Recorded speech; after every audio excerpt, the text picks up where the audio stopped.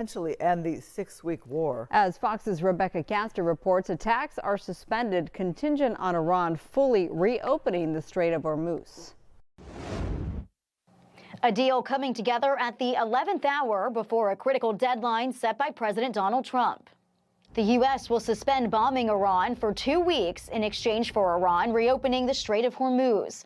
That's the deal brokered Tuesday night with help from Pakistan after a flurry of last-minute negotiations. This is a big win for President Trump. I think Iran blinked. President Trump says the ceasefire agreement could pave a way towards a lasting peace. The pressure's on the Iranians, and if they want to stay alive, they'll get hot on these negotiations. Tehran's enjoying its first quiet night in more than a month after President Trump pressed pause on his threat to wipe out Iranian civilization. Earlier in the day, Iran had positioned civilians around power plants and bridges that might have been targeted by the U.S. Tuesday's agreement coming together despite, or maybe because, of Trump increasing the temperature of the talks. The president is pursuing coercive diplomacy with military action. We don't go threatening genocide. We don't threaten to wipe civilizations off the face of the earth. Even Pope Leo weighed in Tuesday, urging an end to the conflict. Which is only provoking more hatred throughout the world. So come back to the table. Let's talk. Let's look for solutions in a peaceful way. President Trump says he received a 10-point proposal from Iran to end the war, calling it a workable basis to negotiate from. In Washington, Rebecca Caster, Fox News. The local Iranian community is reacting to the news of that 2-week suspension of planned strikes on Iran. Fox 11's Ed Lascos, he's live there in Little Tehran section of Westwood, where local Iranians are anxious despite the ceasefire announcement. Ed. Marla, they are anxious but also breathing a sigh of relief about this ceasefire. They did not want to see the major infrastructure targets hit, as President Trump was threatening. And then just a couple of hours before that deadline hit, the ceasefire, and everybody here breathing a sigh of relief, a collective sigh of relief. Joab, take us into the story, will you? Looking here at Westwood Boulevard.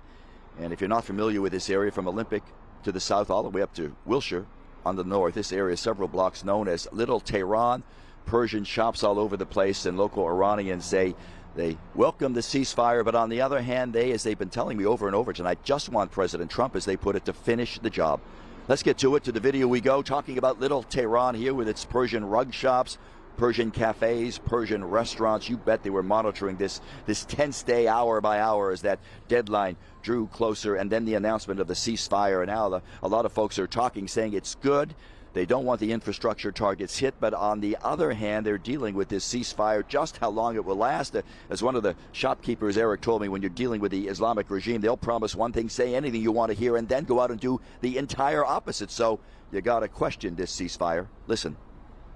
I don't think those guys over there, they are very smart. I don't think it's going to last. But I hope, I'm hopeful, but I don't know. Let's see what happens. They are hopeful that he finishes the job, but they do not want the infrastructures being all damaged and gone, because they need that. I mean, they need electricity, they need water, they need bridges, you know. When that ceasefire ends, and assuming it will, because the objectives the United States laid out at the start of this war will not have been met, then what? We're right back to where we started, which is why I'm not putting a lot of credit into the meaning and the durability of these ceasefires, or that they're really going to impact anything long term.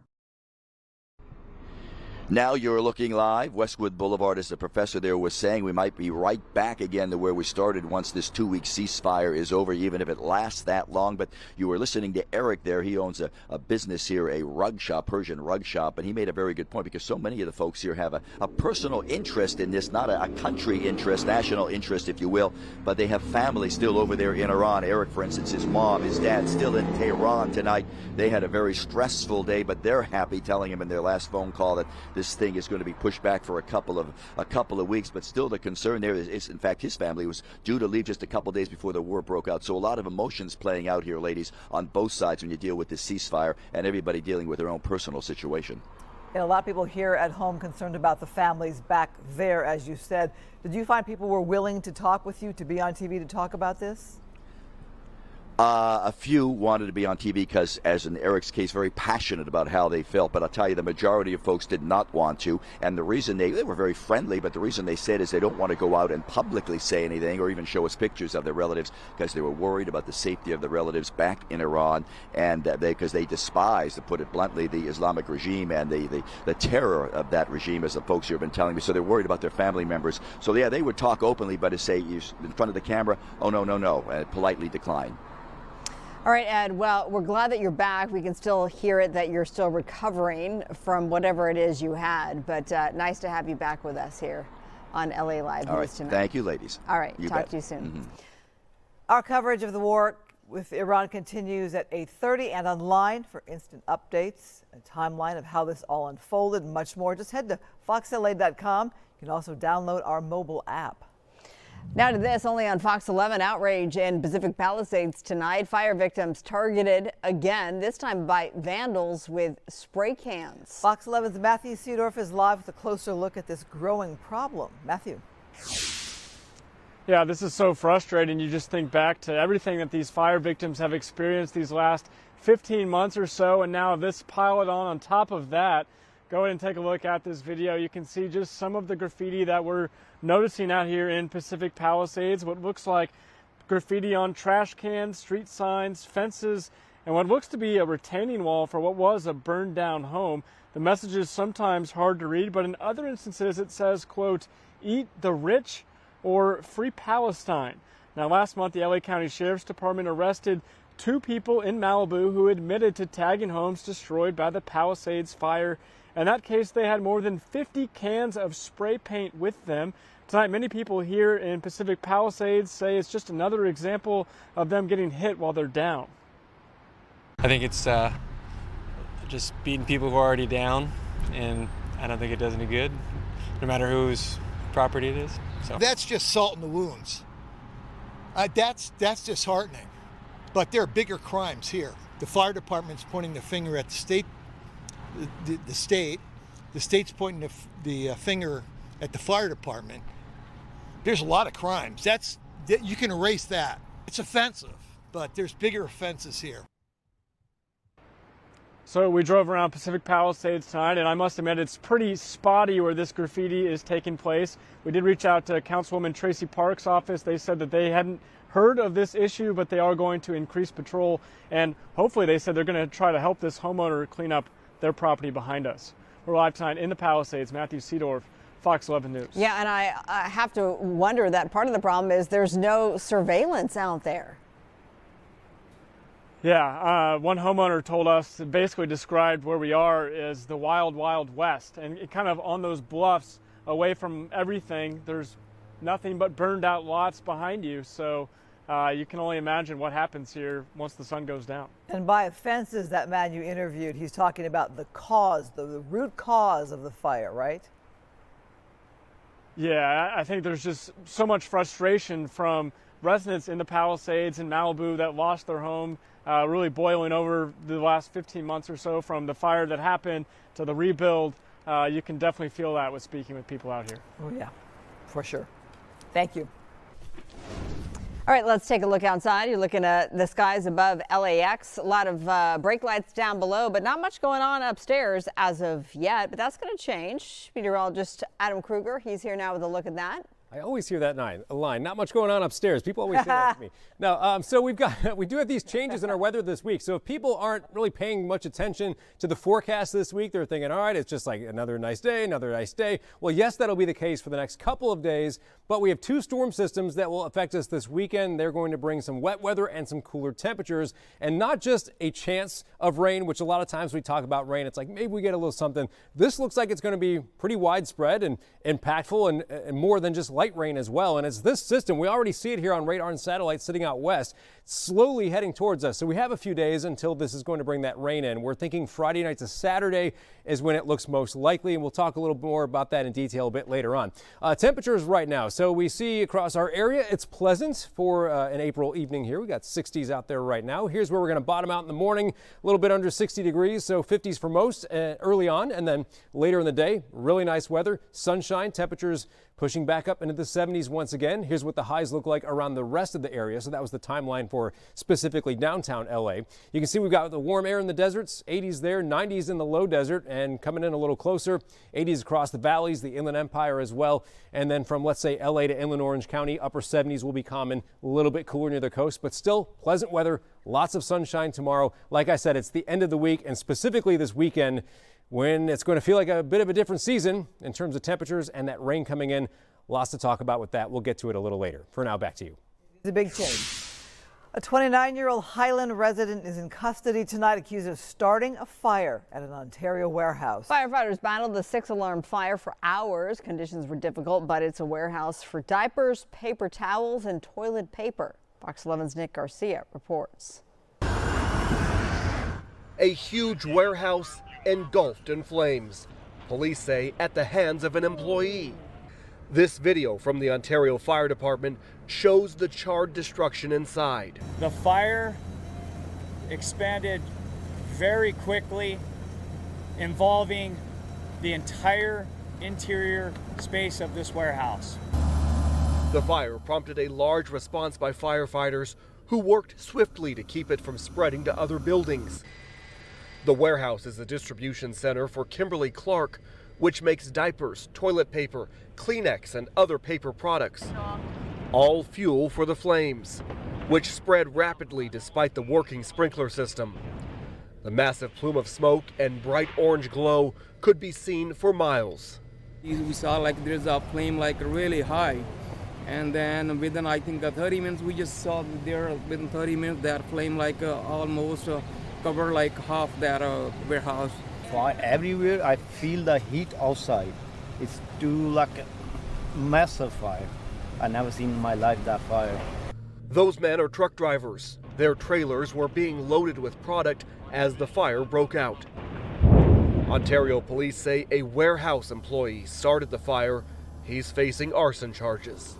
That individual was identified, was taken into custody, and has been taken to the Ontario Police Department. We are looking at every aspect in the investigation. I'm sure there's, if there are cameras inside of the warehouse or in the surrounding areas, detectives will certainly look into that in conjunction with the arson investigator. Now, it's still unclear exactly what Kareem's motive was and also what his role at this warehouse was. Firefighters, though, will be here through the night to make sure every last hotspot is put out. In Ontario, I'm Nick Garcia, Fox 11 News. All right, still ahead at 8, the second largest school district in America bracing for a massive strike. It's on the line for LAUSD next. I'm Haley Winslow, right outside of SoFi Stadium, dressed and ready for LA28 2 years early, and this is probably where I'm gonna have to stay if I can't snag a cheaper ticket. Are you with me? Astronomical prices, double charges, all kinds of complaints and problems. We'll break it down to you and give you some tricks of the trade coming up.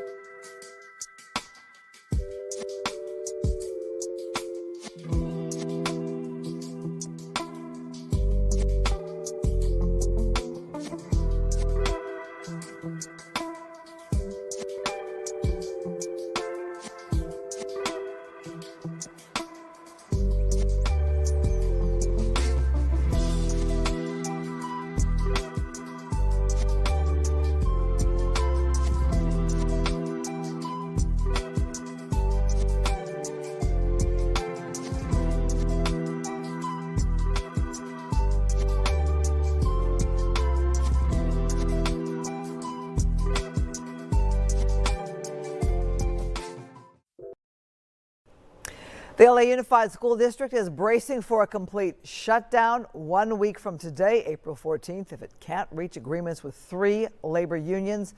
No agreements means no school for nearly 400,000 students. UTLA represents teachers, counselors, nurses, librarians. Teacher aides and bus drivers and cafeteria workers are members of SEIU, while principals and some managers are members of the Teamsters Union. Pay increases are on the table, as well as stable work schedules and cancellation of some layoffs. The district's acting superintendent says no one wants a strike. For employees, what I would say is we value your work. We know you are the backbone of this district. No one takes that lightly or diminishes that in any way. But our responsibility is to find a compensation agreement that values that work while maintaining good financial stability for the district. In the meantime, LA Unified is asking parents to plan ahead just in case the strike does happen. It says to make sure each student has a working device and an internet connection to use the district's online learning system. The district is also asking parents to identify food distribution sites and childcare options. House Democrats held a shadow hearing in LA's Little Tokyo today, rejecting claims of widespread voter fraud pushed by President Trump. Led by Congresswoman Nancy Pelosi, the group is pushing back against Republican efforts to restrict voting by mail. They argue such restrictions would make it harder for marginalized groups to vote. The panel emphasized protecting election integrity and fighting back through courts and communities. Legislation and litigation, what happens the day, making sure that people feel safe to go to vote, and what happens after, making sure the vote is counted in a way that always has been, honoring the tradition of America.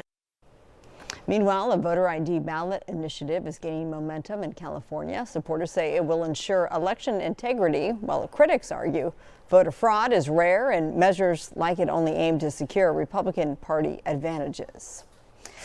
Well, tonight the race continues to grab tickets for the LA28 Olympics, but with sky-high prices, some fans are being priced out. So what is the easiest way to try to snag a seat? Fox 11's Haley Winslow fills us in.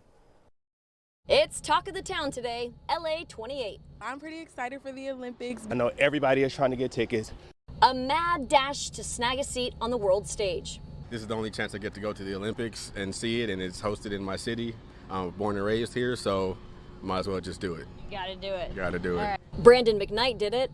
Very cumbersome. It's a little tiring. It's a lot of windows you gotta go through. And it wasn't cheap. With heart set on gymnastics at Crypto and swimming here at SoFi. Swimming was $1,200. Oh my gosh. Gymnastics was $800, depending on what you wanted to get. Most of them were actually sold out. I couldn't even see a price. So after registering early bird, they settled on 2 of the cheapest tickets they could find. Even then, on top of about 20% in service fees.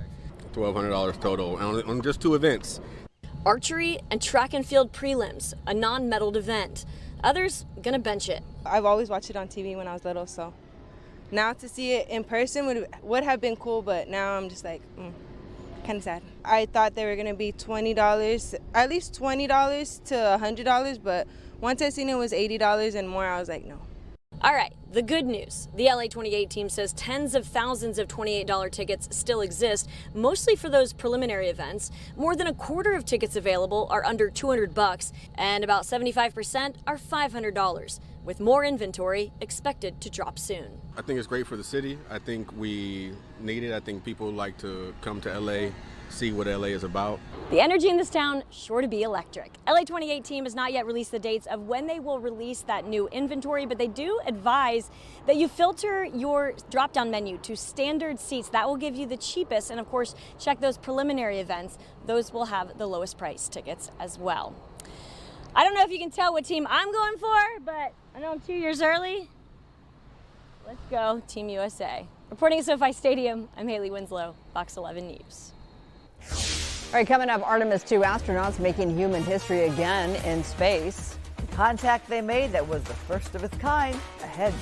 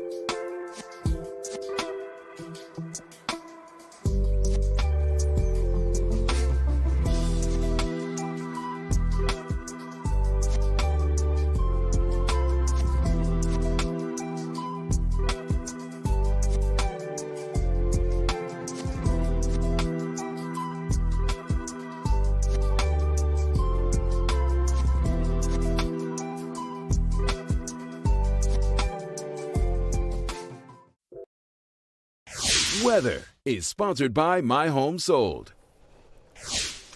A nice night out right now on a Tuesday, but expect some big changes coming our way. Adam Kruger, are you sure rain's coming? I am pretty sure, yeah. I mean, this is one of those situations, like I said earlier, where it's looking like widespread rain, not just a little bit here and there. So I would say pretty significant impact to your weekend. Doesn't mean the whole weekend's raining, doesn't even mean all day Saturday is raining, but that's the day when it looks like the most widespread rain will come in. We're going to outline all that with the maps coming up for you in a moment. That's, of course, that live view at LAX. You can see a little bit of cloud cover starting to roll in. We do expect some spots overnight to turn mostly cloudy, especially closer to the coast. But right now it is mainly clear out there. There's not a whole lot locally on radar and satellite. We back it out. You can see that spin over the ocean. I put that low over it, or the L, to mark where there's an area of low pressure, and that's what's just going to keep creeping our direction by the end of the week, bringing in that rain and some cooler temperatures. Overnight tonight, though, first let's start here in the short term as we expect lows in the 50s for most spots, coming in a little closer, mid and upper 50s, pretty common. Tomorrow we're going to find those temperatures very comfortable. Lots of sun through the late morning through afternoon, and like today, we'll top out probably upper 70s for LA. And also like today, it's a little warmer farther inland, a little bit cooler near the coast.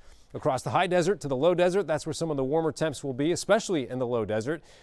In a little closer, the valleys, the IE, we've got those 80s there tomorrow, and then from kind of like the middle of LA down through inland Orange County, upper 70s, a little more common there, and some low 70s along the coast. But let's track this storm system, and actually another one still behind it that's going to affect us as well. So here it is tonight. We go into Wednesday, slow progression to the east. We go to Thursday, it's still out there, but sending some clouds our direction. So that's one thing we're going to start seeing changing already, will be just the fact that there's a lot more clouds by Thursday. Friday, we probably don't get much rain at all during the day. I think late day Friday, there might be a couple of isolated showers that show up.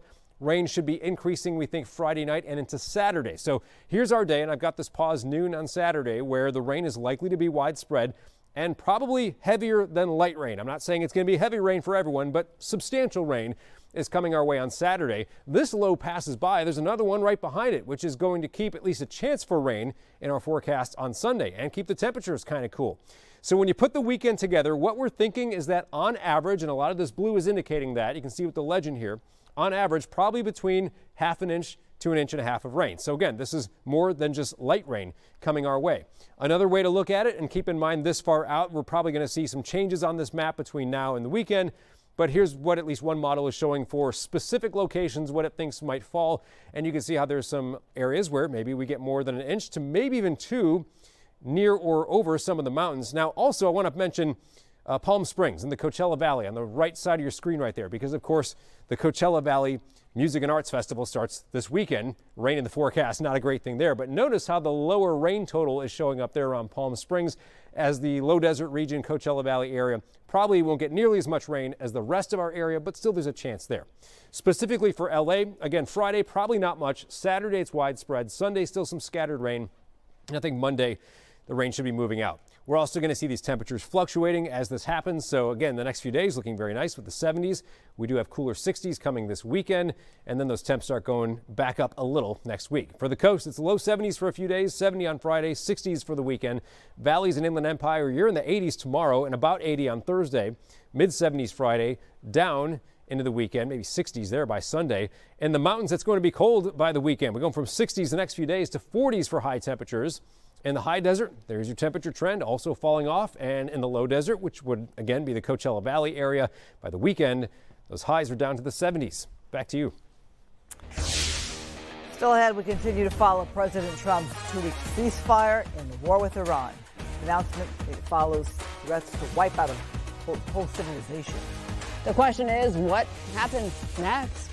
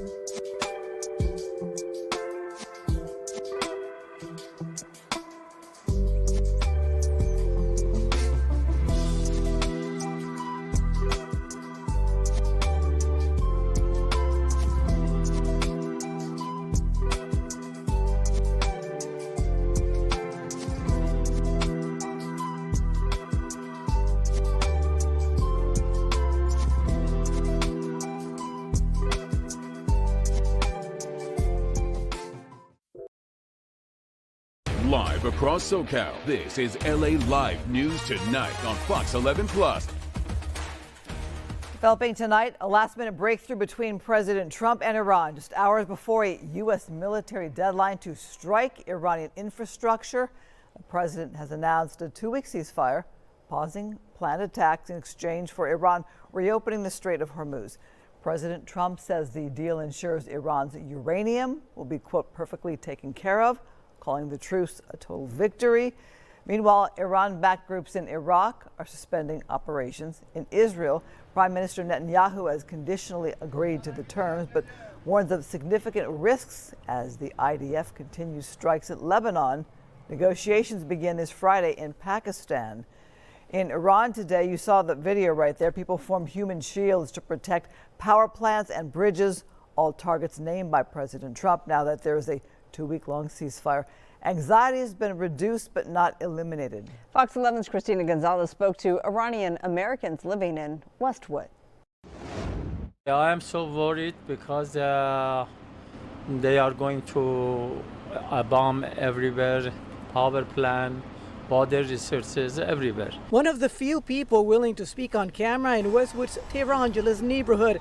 A lot of flags are out showing support, but many Iranian Americans, usually eager to speak, are saying off camera they fear their loved ones back in Iran will be targeted by Iranian authorities. A lot of people already have fled the city and they went to the countryside, but the one thing I know is that they're trying to keep their spirit high. Iranian singer Shaban Kamoji still supports Trump, even with threats to end the civilization and take Iran back to the Stone Age. We already got to the Stone Ages when Khomeini arrived in '79. How can we go back to the Stone Ages? We already been there since 47 years. I have a mixed emotional.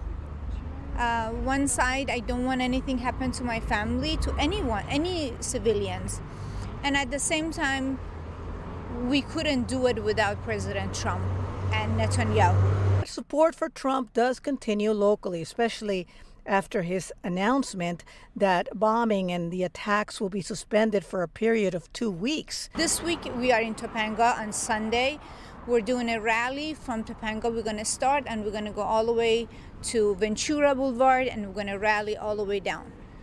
Ultimately, while there seems to be quite a bit of relief over this 2-week reprieve, there's also some concern for what some seem to think is inevitable at some point if there is to be a real regime change. In Westwood, I'm Christina Gonzalez, Fox 11 News.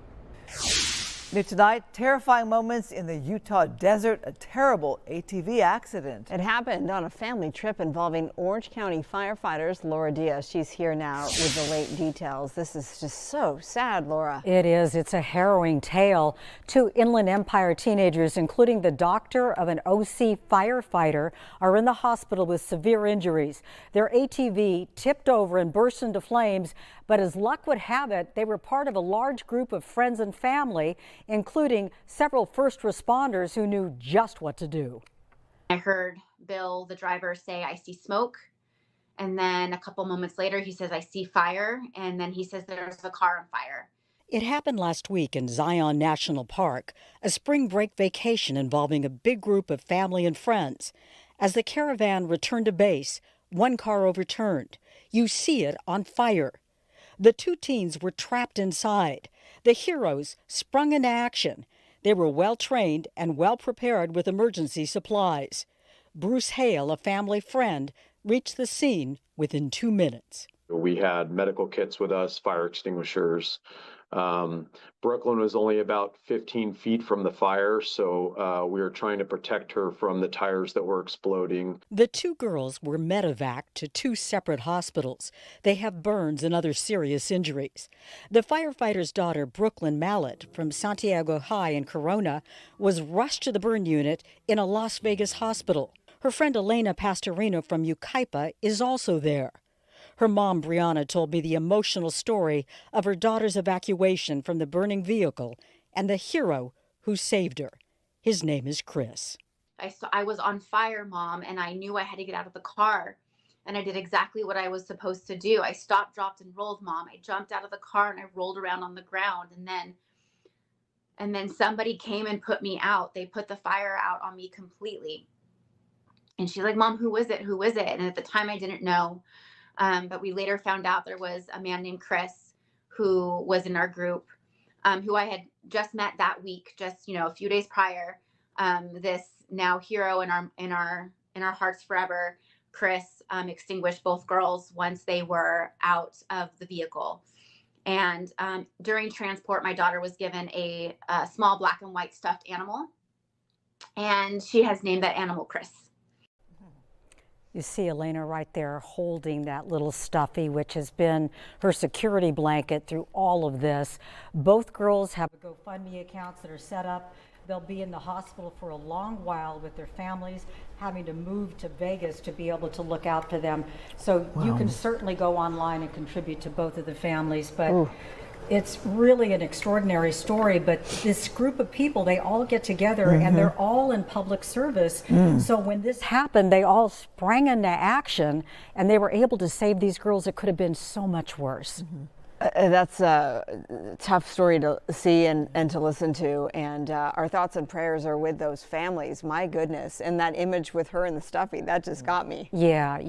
That's woo. And I can tell you this, that initially each girl was taken to a different hospital because Brooklyn was much more severe, so they air evac'd her. And so the prognosis. Yes, and her friend was taken by ambulance. They're now both in the hospital at Vegas. I'm told that they're separated just by one wall, and that's been a comfort to them. And they will eventually heal, but we all know from covering fires, it's an arduous path and it's quite painful. So, you know, our hearts and prayers are with all these families. Just that reminder to have emergency equipment with you. Yes. For all people. Yes, we can't all have our own fire department traveling with us when we get into an accident, but thank goodness they did. Extinguisher and Band-Aids and medical equipment. Yes. Okay. All right, Laura, thank you so much. All right, take a look at this wild video out of Northern California. ICE agents shot a man there who say this is a suspected gang member. ICE says agents were attempting to arrest Ivan Mendoza Hernandez. This is in the town of Patterson. It's about 85 miles southeast of San Francisco and a popular stop right off Interstate 5. ICE says Mendoza Hernandez is wanted in El Salvador for questioning in connection to a murder. They say he tried to run over one of their agents, and that's when they shot and wounded him. Developing tonight, a family is challenging the LAPD's account of a deadly police shooting in South LA. We should warn you, the video you're about to see is graphic.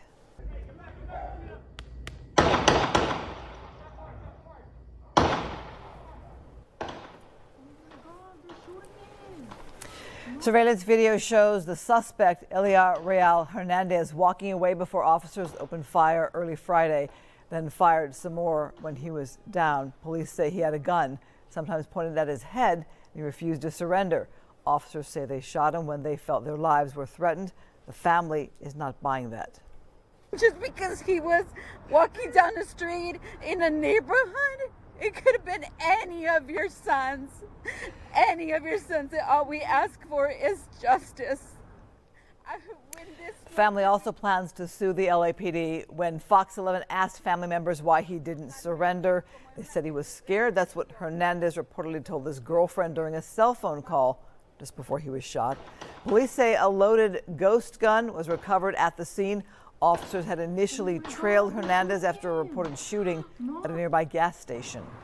Sky Fox over a huge house fire in Beverly Crest this evening. At one point, there were over 100 firefighters at the home on Delfern Drive off of Sunset. Finally, after hours, firefighters got a handle on that blaze and there was a knockdown. 2 firefighters were taken to the hospital. One is in fair to serious condition. The other has smoke inhalation. None of the residents were hurt. The fire is under investigation tonight. Well, just days after packing SoFi Stadium for 2 sold-out shows, the rapper known as Ye is being blocked from entering the United Kingdom. The British government rescinded his travel permission today, citing concerns over his history of anti-Semitic remarks. The decision has forced the cancellation of London's Wireless Festival in July, leaving 150,000 fans without a headliner. Well, LA crowds cheered guest appearances by Lauryn Hill and Travis Scott last week. UK officials say the rapper's presence is, quote, not conducive to the public good. A judge says he will dismiss felony police battery charges against Lil Nas X if the rapper completes a mental health treatment program. The battery charge came as part of an incident last August where the 26-year-old was seen walking down the street in Studio City wearing only underwear and boots. He allegedly charged at and injured officers during the encounter. The 26-year-old, whose real name is Montero Lamar Hill, was diagnosed with bipolar disorder after that happened. After yesterday's hearing, the singer said he was very thankful to be given the chance to enter a program. The judge told the singer if he obeys the law for 2 years, his 4 felony counts will be dismissed. All right, coming up, we're checking in with meteorologist Adam Kruger. Well, you know how the weather lately has just been nice, warm, sunny? Not the case this weekend. Widespread rain on the way. I'll let you know how I think it's going to play out coming up next.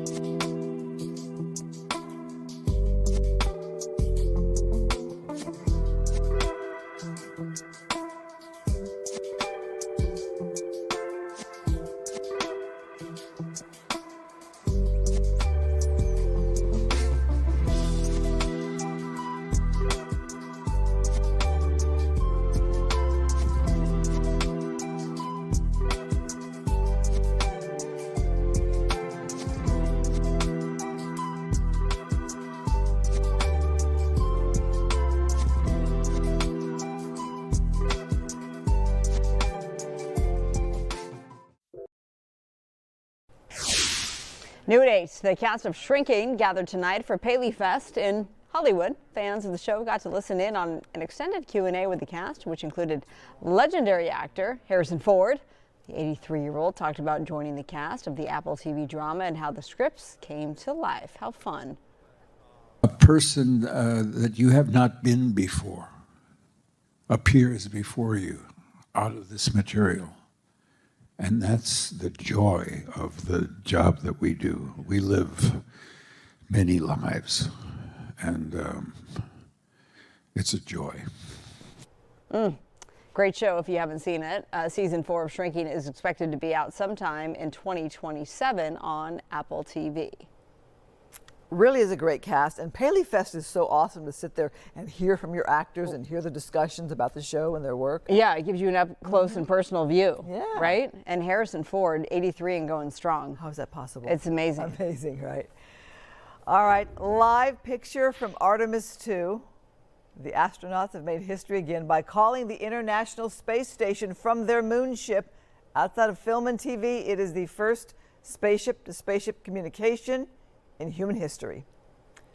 NASA is also showing off the first images from Artemis II and the groundbreaking lunar flyby. So far, the photos are out of this world. Fox's Caroline Elliott shows us.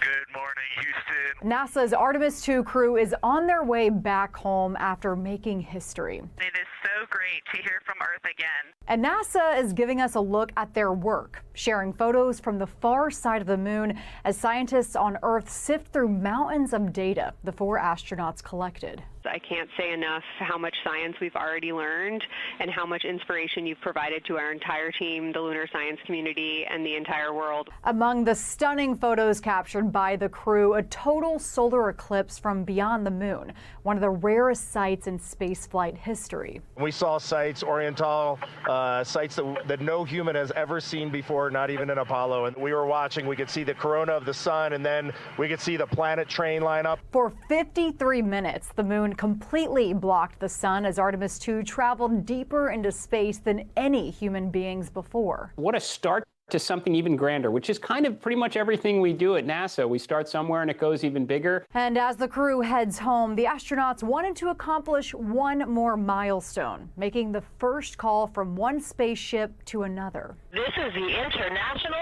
Space Station. How do you hear? So we have a view of you right now, and it is making us so excited. Right before you launched, you said you can't wait to talk to us on the space to ground, and it is happening, brother.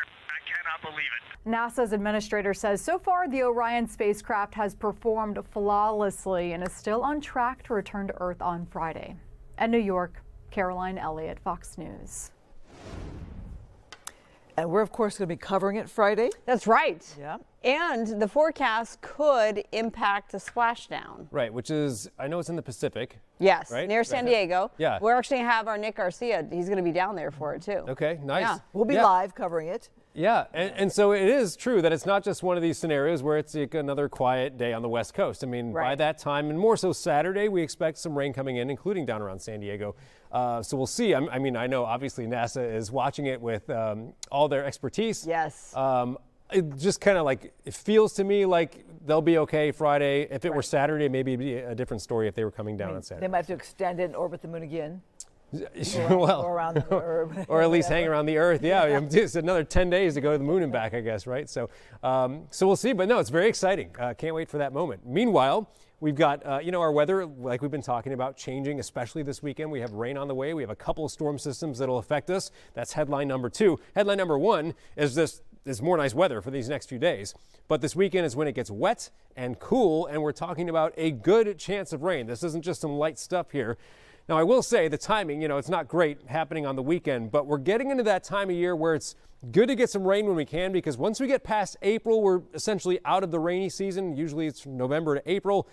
And as we know, sometimes it can be hard to get some rain after April, leading up to the, the big fires in the Palisades and Altadena. We went from May until the fires in January where there was no rain at all. So that's why I'm saying good to get some rain, even though it's not ideal on the weekend.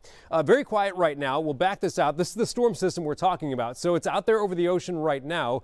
It's not like it's that far away, but it's just moving real slow over the next few days and starts to bring that rain in Friday night or Saturday. Okay, temperatures tonight will be somewhat cool, but really not that far from normal for this time of year. We've got most lows falling into the 50s. And then tomorrow, it's going to be basically a repeat of today, temperature-wise, which means a little cooler near the coast, a little warmer inland, and most areas will be about the same compared to what we saw today. So in the deserts, 80s for the high desert, 90s in the low desert.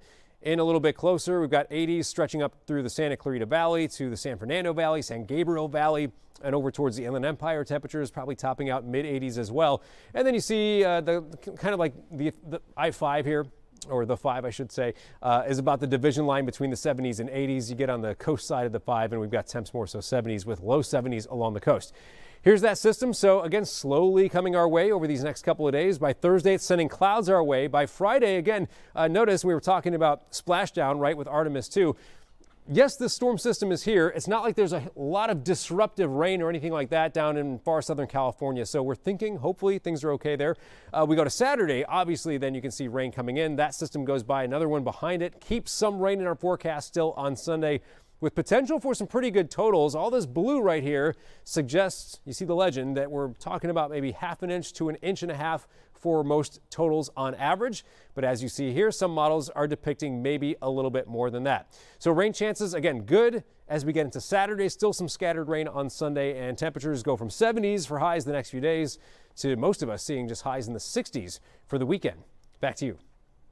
All right, we still have more news ahead at 8. But first, here's a preview of what's coming up at 9. A fire at the Magic Castle late this afternoon. Luckily, it didn't cause too much damage. We'll have an update there. Plus, singer Akon will be joining me in studio live to talk about his new album, his new worldwide tour, and more ahead at 9.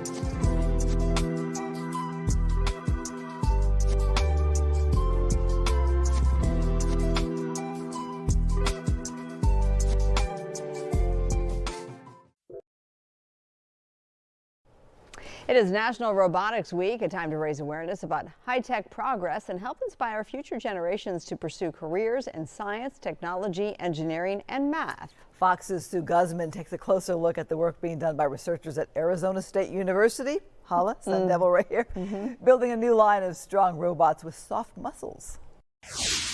With National Robotics Week lasting through April 12th, engineers from around the country are applauding advances in technology.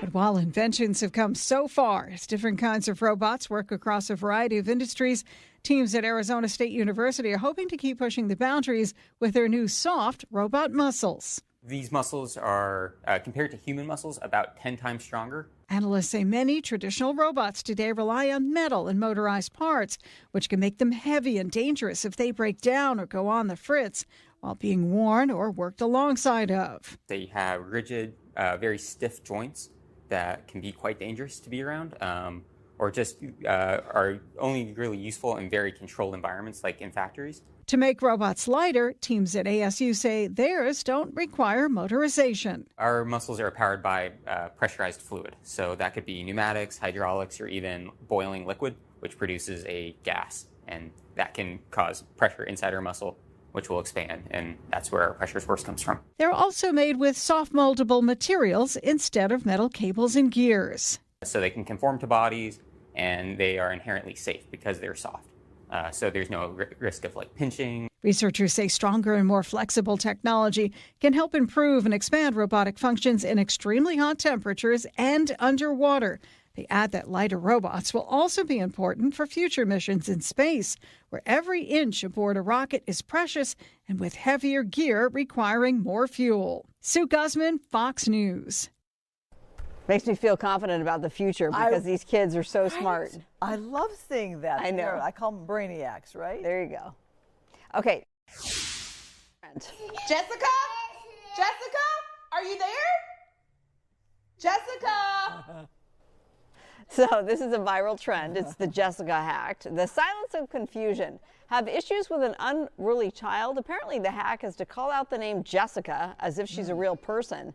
Several videos now viral online show toddlers stop crying and look around for someone who doesn't actually exist. Experts say it works because it shifts the child's attention, but there's a catch. It works because it's unexpected. So when the toddler starts to recognize the game, it won't work anymore. All right, Christine, I did try this with Sloan. And details? All right, I tried the hack. Here's how it went.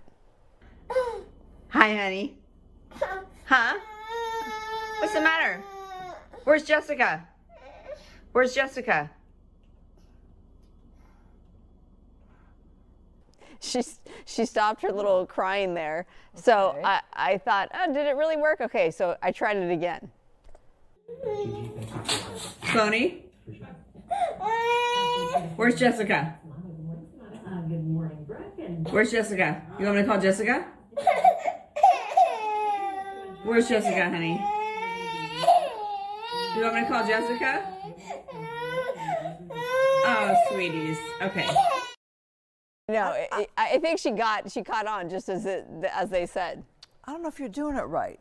I think you gotta go, Jessica. So the kid knows to look. You gotta be looking like there's Jessica over there. Oh, right. Okay. Right. Well, you want to come over and babysit? No, I want you to do it again on video and do it right. You're like, Jessica. That's hilarious. I think you're just adoring your child so much that you're. And then I felt like I was abusing her by trying this. Poor baby. She's safe and sound and not asleep. Thanks for being with us. Don't go anywhere. We're not done yet.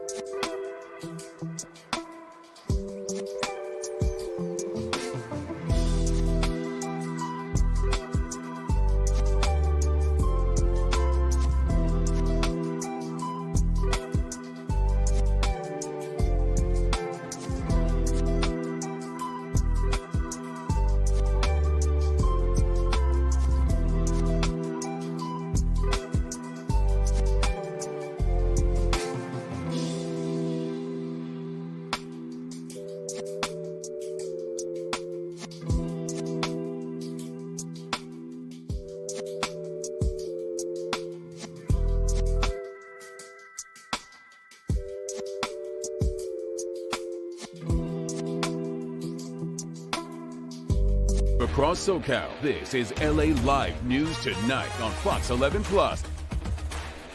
Now at 9, tensions ease in the Middle East. For now, the U.S. and Iran agree to a 2-week ceasefire as peace talks head to Pakistan. We have the local reaction. An OC fire family recovering after a terrible ATV incident in the Utah desert. And in Pacific Palisades, vandals target the homes that were destroyed in the Palisades fire with graffiti.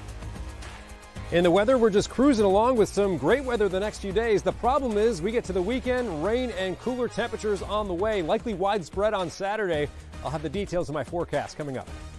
Plus, global superstar Akon is in studio with a new album and a world tour. You don't want to miss it. He'll be with me live. Good evening, everyone. You're watching LA Live News Tonight. Thank you for being with us. I'm Marla Tejas. Well, a major breakthrough in the Middle East as the U.S. and Iran agree to a 2-week ceasefire. President Trump pulling back on threats of devastating strikes just hours before a deadline for Tehran to capitulate. The deal includes working to reopen the critical Strait of Hormuz. For now, peace talks are set for Friday in Pakistan. Fox 11's Ed Lascos, he's live in Westwood, where he's getting some local reaction from a business owner. Ed? And Marla, really getting reaction from a lot of folks here in this Iranian community. And I'll tell you, it's mixed reactions tonight. They are all happy about the ceasefire, telling me they did not want to see the infrastructure, those key targets, destroyed through Iran. But then they also continue to stress one by one, telling me we want President Trump to finish the job. Strong emotions. Joab, take us into the story, will you? Looking at Westwood Boulevard, if you're familiar with this area, the very heart of this community, block after block, they call it Little Tehran. And I'll tell you, a very tense day here as hour by hour it ticked off, getting closer to President Trump's deadline, all giving way to that unprecedented 11th hour ceasefire. Watch. Every day getting worse. It's coming to every second getting. I mean, it's very nerve-wracking. The fallout from the ceasefire, and now its latest concern, just how long will it last? I don't think those guys over there, they are very smart. I don't think it's going to last. But I hope, I'm hopeful, but I don't know. Let's see what happens. But they are certain exactly how they feel here in Little Tehran. This section along Westwood Boulevard, just north of Olympic, between Wilshire and Olympic. It's a show of defiance here against the current Islamic regime and the hope, as they say here, President Trump will finish the job. They are hopeful that he finishes the job, but they do not want the infrastructures being all damaged and gone, because they need that. I mean, they need electricity, they need water, they need bridges, you know. The ceasefire suspends any escalation of U.S. attacks on Iran. It is a 2-week pause, and with it, as some claim tonight, just delaying the inevitable. When that ceasefire ends, and assuming it will, because the objectives the United States laid out at the start of this war will not have been met, then what? We're right back to where we started, which is why I'm not putting a lot of credit into the meaning and the durability of these ceasefires. But at least for now, it dials down the threat level for Eric. He's really concerned. His mother and his father, both, they are still trapped in Tehran. He was very, very, very scared, because he says if they all hit all the power, power infrastructure, we're not going to have any electricity, or we're not going to have any water. I mean, he was very scared. Now you are looking live, Little Tehran, very scared, talking about his father, still in Iran, in Tehran tonight. And that is the other side of the emotions playing out here in this community. So many of the folks say they still have relatives, close family members, parents still over there in Iran. In Eric's case, the fellow we were just talking to there, he was saying his parents were about to leave just a couple days before the war started, so they had bad timing, and now they're stuck there in Tehran. Everybody holding their breath now, but at least, Marla, this 2-week reprieve gives everybody a chance to hopefully dial things down. But so many of the folks here, in fact, it was just a fellow walking by now, did not want to be on camera, and he said the ceasefire, that'll be over in a day or two. So everybody not really expecting this thing to continue for the expected 2 weeks, you know?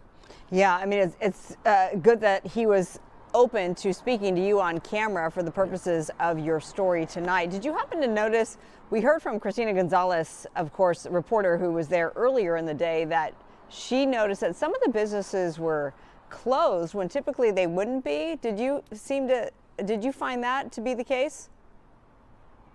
No, I didn't. Although I will say, when we were getting here, and it was still maybe about 3 hours before that big deadline, you could feel the tension in the air. A lot of folks were very concerned, a lot of them talking on their cell phones as they were walking by. I didn't really see a lot of businesses that appeared to be closed. I will tell you, though, a lot of folks, everybody had an opinion on this. You bet they did, especially in this neighborhood. Many of them, so many of them, though, did not want to go public, did not want to talk to all of you on camera, worried about the safety of their relatives back in Iran, you know. Very, very scary situation there. Yeah, understandably. All right, Ed Laskos, thank you so much. Chief Meteorologist Adam Kruger will be along in just a moment to check that forecast. In the meantime, let's get to this story. This is an only on Fox 11 outrage in Pacific Palisades tonight. Fire victims targeted again, this time by vandals with spray cans.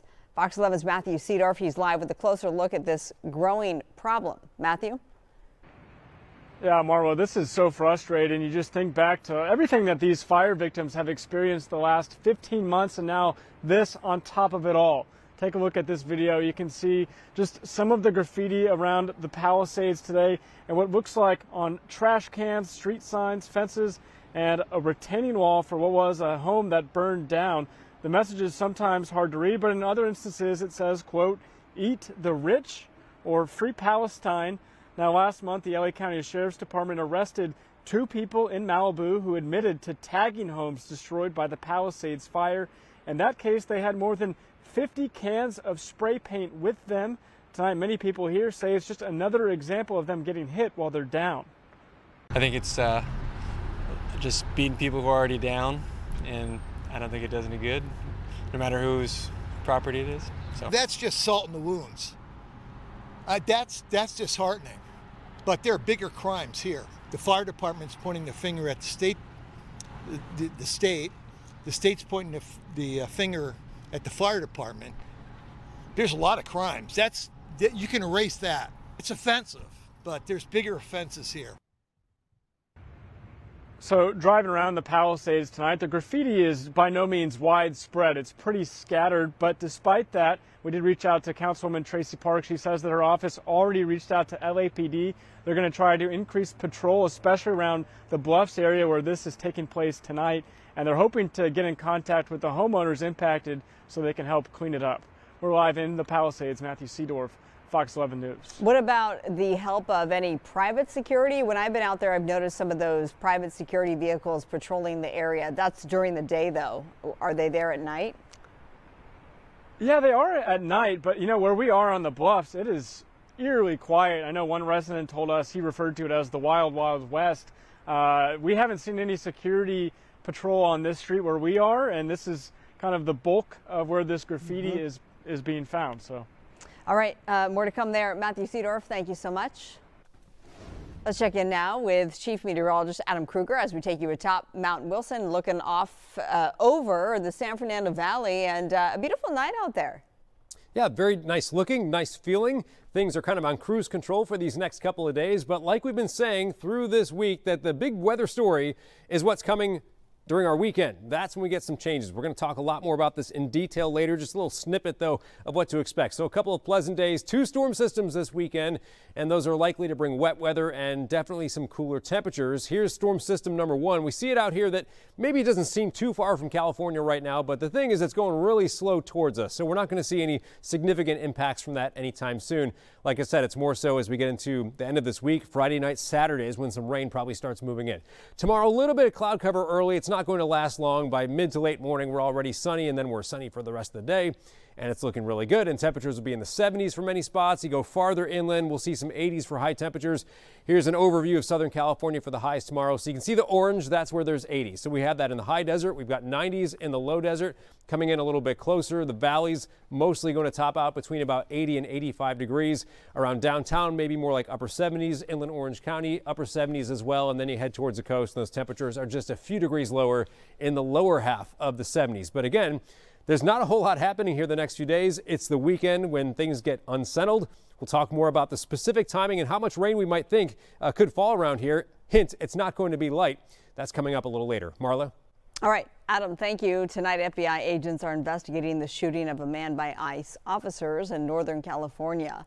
A dash cam captures images of this morning's confrontation in Patterson, about 50 miles east of San Jose. ICE officers say they were conducting a targeted vehicle stop to arrest Carlos Ivan Mendoza Hernandez. He's an alleged gang member who's wanted for questioning in connection with a murder in El Salvador. ICE officers say he attempted to run over a federal agent as officers surrounded his vehicle. Hernandez is in the hospital tonight. His condition is unknown. The LA Unified School District is facing a massive shutdown next week if the district cannot reach a deal with 3 major unions. The potential strike on April 14th includes teachers, bus drivers, and principals, leaving almost 400,000 students out of the classroom. The acting superintendent says negotiations are ongoing as neither side wants to see a district-wide work stoppage. Our employees, what I would say is, we value your work. We know you are the backbone of this district. No one takes that lightly or diminishes that in any way. But our responsibility is to find a compensation agreement that values that work while maintaining good financial stability for the district. LA Unified is asking parents to plan ahead just in case a strike does happen. It says to make sure each student has a working device and an internet connection to use the district's online learning system. The district is also asking parents to identify food distribution sites and childcare options. House fire horror up next. 2 firefighters hospitalized after a massive fire in Beverly Crest. An Ontario warehouse blaze. A suspect is in custody after a massive fire fueled by diapers and paper products. Plus, Hawaii under watch. The islands brace for heavy rains and potential flooding.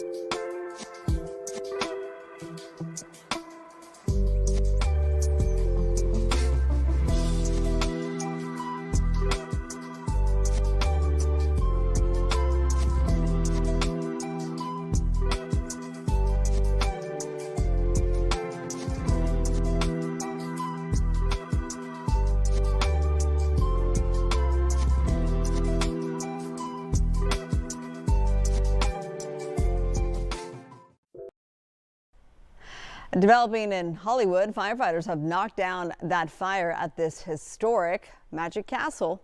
Skyfox over the scene. The LAFD responded to the 3-story landmark about 5:30 after flames broke out in the attic. Officials believe roofing work sparked the fire, which took almost 70 firefighters to get under control. No injuries were reported, and crews remain on site protecting the iconic interior. Thank goodness, right? Well, 2 firefighters are hospitalized after this massive house fire broke out in Beverly Crest late this afternoon.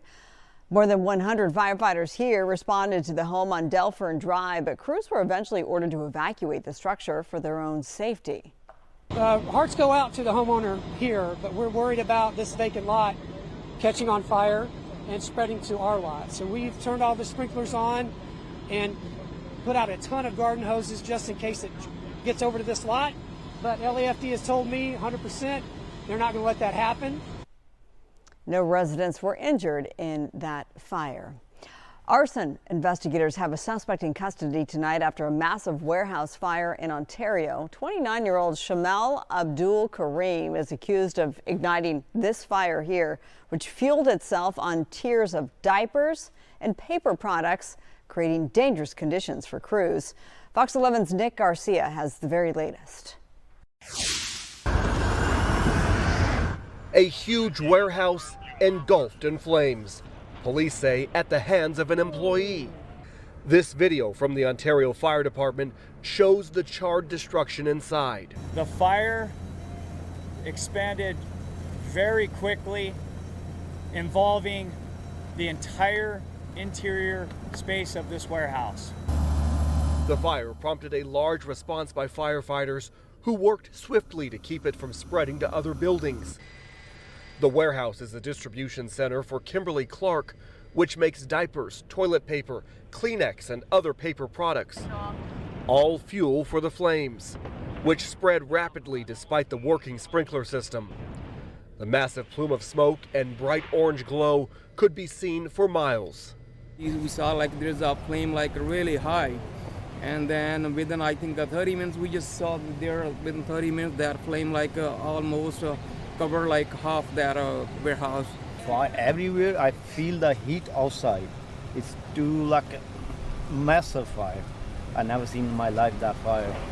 Those men are truck drivers. Their trailers were being loaded with product as the fire broke out. Ontario police say a warehouse employee started the fire. He's facing arson charges. That individual was identified, was taken into custody, and has been taken to the Ontario Police Department. We are looking at every aspect in the investigation. I'm sure there's, if there are cameras inside of the warehouse or in the surrounding areas, detectives will certainly look into that in conjunction with the arson investigator. Now, it's still unclear exactly what Kareem's motive was and also what his role at this warehouse was. Firefighters, though, will be here through the night to make sure every last hotspot is put out. In Ontario, I'm Nick Garcia, Fox 11 News. Weather is sponsored by American Career College. Live look outside. That is the Santa Monica Pier, of course, on this Tuesday night. And right now it's a beautiful night, but things are going to change as we work our way closer to the weekend. Let's talk first about how nice it is, though, right now, shall we? Let's bring in Chief Meteorologist Adam Kruger. Yeah, we've had a good stretch lately. This past weekend, of course, very warm, and then we cooled it off a little bit here in the last few days, but still pleasant, still warmer than average. Yes, it's the end of this week when we got some significant changes. A couple of storm systems, rain on the way this weekend, and like I said earlier, it's not just a chance, it is likely. There might even be a few thunderstorms or some pretty hefty downpours in some spots. So that's part of what we're talking about here on the headlines. Again, a couple pleasant days ahead, 2 storm systems this weekend. It turns wet and cool as we head into the weekend because of this low or storm system. You see it right there, and it's pointed right towards us. First of all, though, tomorrow's going to be nice. We've got a few clouds around early, but plenty of sunshine from mid-morning on for the rest of the afternoon, and temperatures top out in the 70s for LA, low 70s along the coast. You get to the valleys, the Inland Empire, you see those temperatures in the 80s tomorrow. Very similar for most spots compared to what we saw today.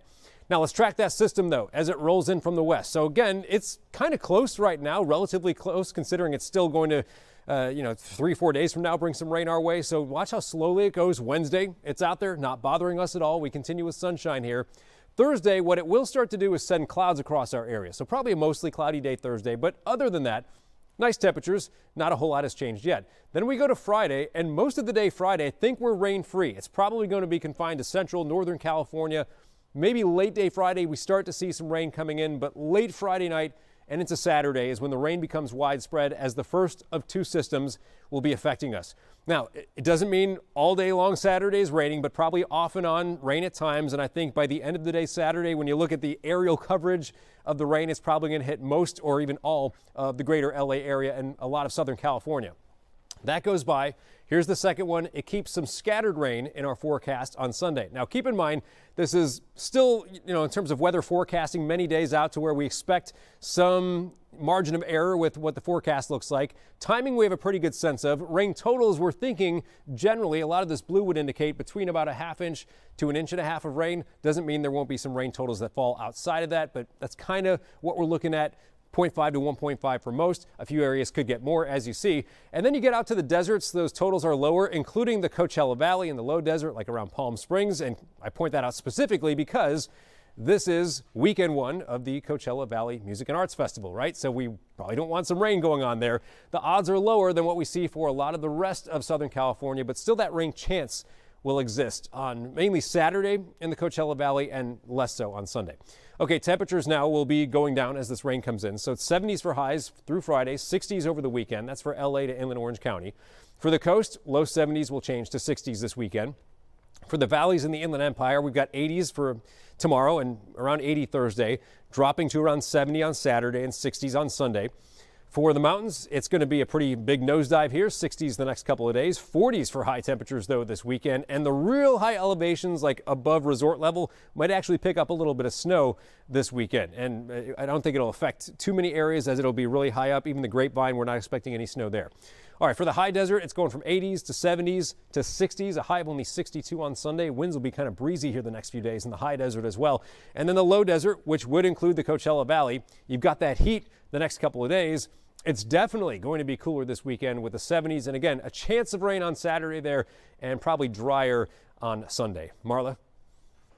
All right, Adam, thank you. Well, developing in Hawaii just weeks after 2 record-breaking storms devastated the islands, a third threat is looming. The National Weather Service has issued a flood watch statewide and a winter storm watch for the Big Island summits starting tomorrow.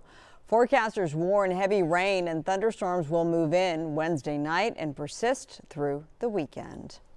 Researchers in the Pacific Northwest are sounding the alarm after 3 gray whales were found dead in Washington state last week. 6 whales have stranded so far this year, 2 discovered Friday in Grays Harbor County in poor condition.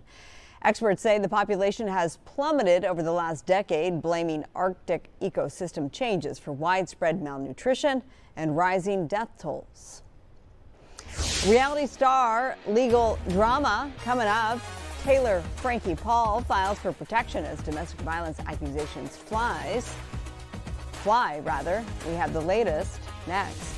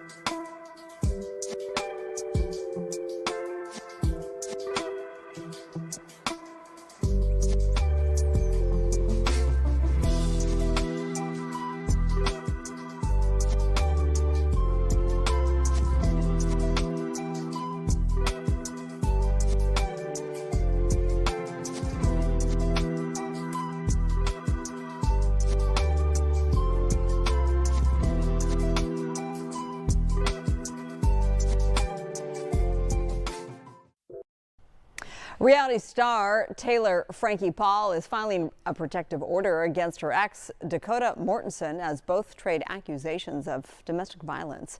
Paul claims Mortensen forced her into a car and assaulted her in 2023. Paul was indicted for throwing metal chairs at Mortensen. One of those allegedly struck her 5-year-old daughter. Today, Paul was granted supervised visits with her son. This all comes as Disney recently scrapped her upcoming season of The Bachelorette. Paul says Mortensen's claim was an effort to sabotage her career. Radio legend Howard Stern and his wife are facing a new lawsuit from a former personal assistant alleging a hostile work environment. Leslie Kuhn claims she was fired after raising concerns over questionable business and accounting practices within the couple's home and animal rescue. Kuhn is also challenging an NDA she labels as fraudulent. Stern has yet to comment. Sony Pictures is the latest studio to announce layoffs, cutting hundreds of jobs across its film, TV, and corporate divisions. New CEO Ravi Ahuja says the restructure is part of a shift toward anime, YouTube content, and video game adaptations. The move comes as the Culver City-based studio prepares to release the highly anticipated Spider-Man Brand New Day this summer.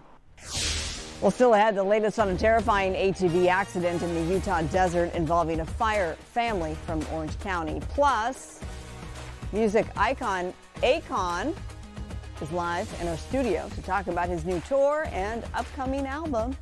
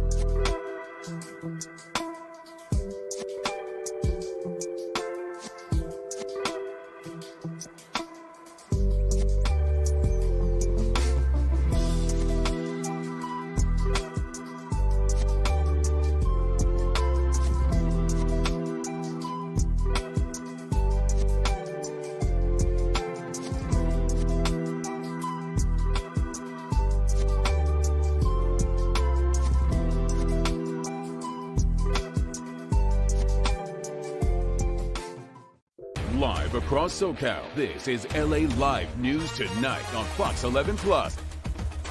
New tonight, terrifying moments in the Utah desert, an ATV accident during a family trip involving Orange County firefighters. Fox 11's Laura Diaz, she's here now with these new details for us. Laura? And yes, 2 Inland Empire teenagers, including the daughter of an OC firefighter, are in the hospital with severe injuries. Their ATV tipped over and burst into flames, but as luck would have it, they were part of a large group of friends and family, including several firefighters who knew just what to do. I heard Bill, the driver, say, "I see smoke." And then a couple moments later, he says, "I see fire." And then he says, "There's a car on fire." It happened last week in Zion National Park, a spring break vacation involving a big group of family and friends. As the caravan returned to base, one car overturned. You see it on fire. The 2 teens were trapped inside. The heroes sprung into action. They were well trained and well prepared with emergency supplies. Bruce Hale, a family friend, reached the scene within 2 minutes. We had medical kits with us, fire extinguishers. Brooklyn was only about 15 feet from the fire, so we were trying to protect her from the tires that were exploding. The two girls were rushed to local hospitals. They have burns and other serious injuries. The firefighter's daughter, Brooklyn Mallet, seen here dancing at the Dance Academy, is from Santiago High in Corona. She was air evacuated to the burn unit in a Las Vegas hospital. Her friend, Elena Pastorino from Yucaipa, recently joined her there. Her mom, Brianna, told me the emotional story of her daughter's evacuation from the burning vehicle and the hero who saved her. His name is Chris. That's him in the sunglasses. I was on fire, Mom, and I knew I had to get out of the car. And I did exactly what I was supposed to do. I stopped, dropped, and rolled, Mom. I jumped out of the car and I rolled around on the ground. And then somebody came and put me out. They put the fire out on me completely. And she's like, Mom, who is it? Who is it? And at the time I didn't know. But we later found out there was a man named Chris who was in our group, who I had just met that week, just, a few days prior. This now hero in our hearts forever, Chris, extinguished both girls once they were out of the vehicle. And during transport, my daughter was given a small black and white stuffed animal, and she has named that animal Chris. Of course she did. He's her hero. And we should tell you that Chris spent many decades with the Brea Fire Department, so he knew exactly what to do. He's retired now, but you never forget those skills. Both girls have GoFundMe accounts set up. They'll be in the hospital for a long while with their families, having to move up to Las Vegas to be with them. But Marla, just a terrifying story, but thank goodness there were so many first responders there to help. Yeah, I mean, they had the best to respond instantly. I mean, within 2 minutes, you said? Yeah. Absolutely incredible and so heartbreaking. Obviously, our thoughts and prayers are with those families involved. And Chris, has he been able to see her since? Not yet, but the family definitely wants to get him there. And that young girl, she's so precious. Elena's saying she wants to meet her hero and to thank him personally. So, yes. This image here with her holding tight her Chris, her Stuffy, is just, it breaks your heart. It's very compelling. And these girls are so brave. They really are. Yeah. They're facing this fight with a lot of dignity. And so our hearts are with them, but they're tough. Yeah. And we have that information on our website. Yes. Okay, good, very good. Thank you, Laura. Thank you. On to the war with Iran now. A major breakthrough in the Middle East as the U.S. and Iran agree to a 2-week ceasefire, averting planned strikes. The deal includes reopening the Strait of Hormuz with peace talks set for Friday. Fox 11's Christina Gonzalez in Westwood with local reaction to the de-escalation. I am so worried because they are going to bomb everywhere, power plant, water resources everywhere. One of the few people willing to speak on camera in Westwood's Tehrangeles neighborhood.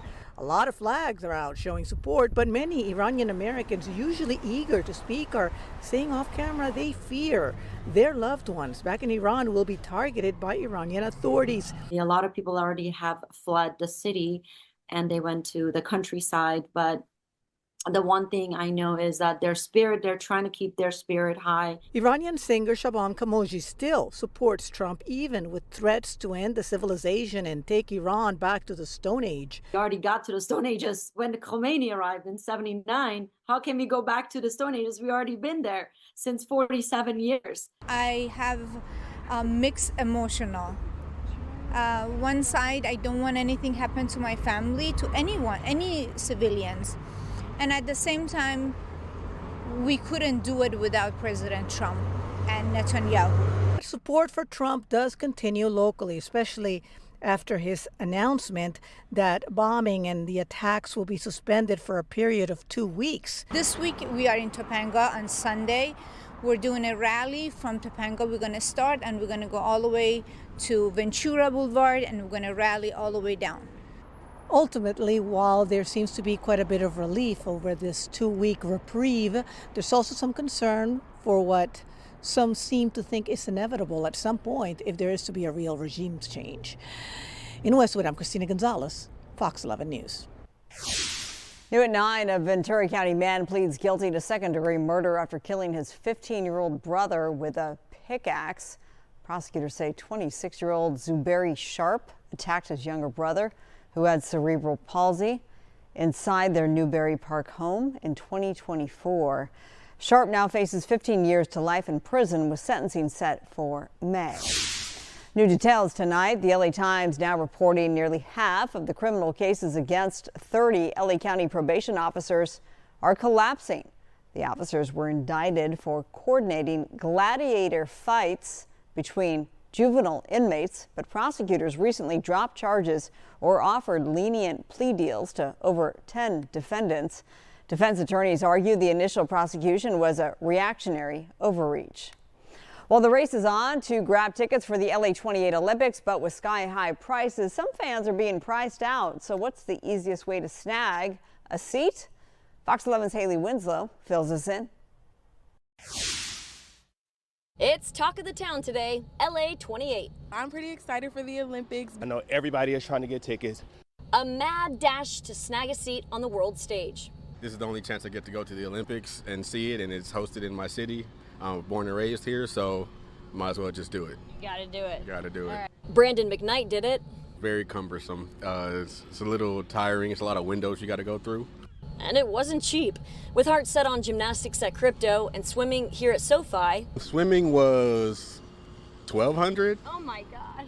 Gymnastics was $800, depending on what you wanted to get. Most of them were actually sold out. I couldn't even see a price. So after registering early bird, they settled on two of the cheapest tickets they could find. Even then, on top of about 20% in service fees. $1,200 total on just two events. Archery and track and field prelims, a non-medaled event. Others gonna bench it. I've always watched it on TV when I was little, so now to see it in person would have been cool, but now I'm just like, kind of sad. I thought they were gonna be $20, at least $20 to $100, but once I seen it was $80 and more, I was like, no. All right, the good news. The LA28 team says tens of thousands of $28 tickets still exist, mostly for those preliminary events. More than a quarter of tickets available are under $200, and about 75% are $500, with more inventory expected to drop soon. I think it's great for the city. I think we need it. I think people like to come to LA, see what LA is about.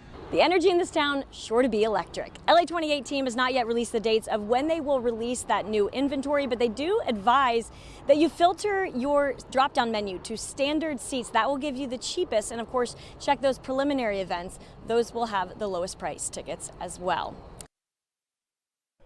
All right, that was Haley Winslow reporting. Now we want to get you to this breaking news underway now in Norco. This is a pursuit, CHP in pursuit of an alleged DUI suspect.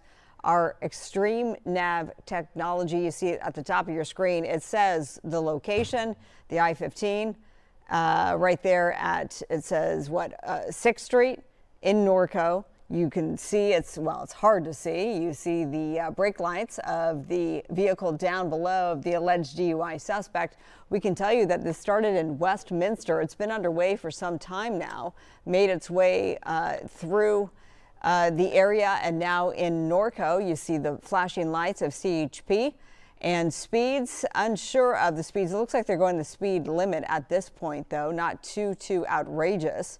But that's just me guessing by, the live picture here. This is from Skyfox, of course. So 15 now it says northbound in the Norco area. So DUI suspect, we know how dangerous a DUI suspect can be. Right now, though, it doesn't look, now we have a better view, at least from the from the street lights of the 15 there.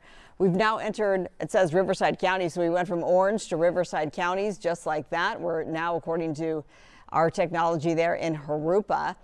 Obviously, when we talk about the time of night, as we near the 10 o'clock hour, traffic is a lot lighter than it would be during the day, of course. So that is good news in terms of a threat to public safety. Nonetheless, anyone who is out on the road tonight, this would certainly be a threat to public safety. This is an alleged DUI suspect on the 15 in the Corona Valley. So we're watching this, and we talk about ways that we can bring this to an end. We've seen spike strips used. It looks like speeds are well beyond a pit maneuver. And you notice the posture of CHP, of the flashing lights behind the suspect, in that there is quite a bit of distance. So it is worth noting that CHP, usually they have a more aggressive strategy when it comes to getting these pursuits to come to an end. That's just by way of law enforcement agency and the strategies that they follow. CHP tends to be more aggressive than, say, a local police department. Once they're on the interstate, the highway, that is when the California Highway Patrol takes over. So this did started in western Orange County in Westminster, and now we're in Corona Valley on the 15 southbound. Zooming in, hard to get a sense of really anything that's going on. You talk about how many people might be inside the vehicle. That's an unknown whether or not the suspect behind the wheel is armed. They always presume the worst case scenario. That means that CHP will presume that this person is armed and dangerous, and obviously probably not too coherent if in fact this is a DUI suspect. But so an alleged DUI suspect, not sure of how this came to be, whether they were just driving erratically and officers took note and tried to pull it over, or if there was a call put in, or if an attempted stop happened and they refused to pull over. Again, these are all potential scenarios as we watch this play out live on LA Live News Tonight. It is 9:41, and so we note that traffic is a lot lighter than what it could be at any given point throughout the day, of course. Again, moving from Orange County to Riverside County. And let me just look up one thing, if I could, while I'm looking away from the screen just for 1 second, as I'm looking for some new information here to see if I can't add to our coverage. Yeah, only that this started in Westminster not that long ago. And you see how many flashing lights and how many vehicles below. 1, 2, 3, 4, 5, maybe I've counted. Maybe there were more. I just looked away from the screen just for a second to try and get some new information. So here we are, Riverside County, and it is the vehicle staying to the right, hugging the shoulder there. Will it take the next exit? Will it go to and it looks like it is. And is this a Surface Street exit? Hard for me to tell. Micro Drive and Hamner Avenue in Harupa. Let's take a look here. The question often becomes, are surface streets or frontage roads less dangerous or more dangerous than if they're on a highway? So it's one of those, you know, there are pros and cons to each one. Time of day plays a significant role. And it looks like we're just looping around here. This would put us back onto, let's take a look here. Forgive me for not knowing right off the cuff as I wait for our extreme nav, as in navigation technology, to pick this up. So we're back on, it says Springfield Drive in Ontario, east. Look at it, try and catch up. Nonetheless, the pursuit continues on. 1, 2, 3, 4, 5 black and white CHP officers trying to get this alleged DUI suspect to pull over. In terms of a DUI suspect, though, there hasn't been too much of erratic driving, at least since we've been on with this, that I've seen, which is a good thing. I mean, if it's a DUI suspect, that's terrible, but thank goodness they're not driving too erratically for these officers. We talk about, as mentioned, how to bring these things to an end, and speed plays a factor in that. How many people are out on the road plays a factor in that. And now, as you get more of that street light onto it, you can see that it looked like a truck as it's passing the semi here on the far right lane, really just choosing to stay in that far right lane, the 60 West up here.